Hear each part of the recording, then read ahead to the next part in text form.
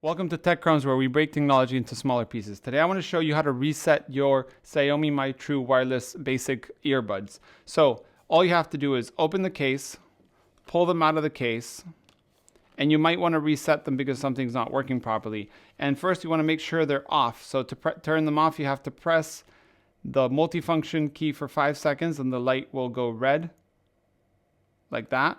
And once they're off, you have to press for 15 seconds and the light will go red and then blink white 3 times.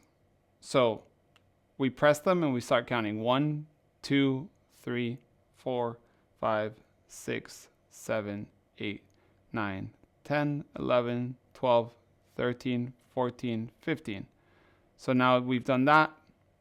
They're basically reset to factory specs, and you can put them back into the case and try to set them up once again. So yeah, that's how you reset the Xiaomi Mi True wireless basic head earphones, earbuds. Thanks for watching. See you in the next one.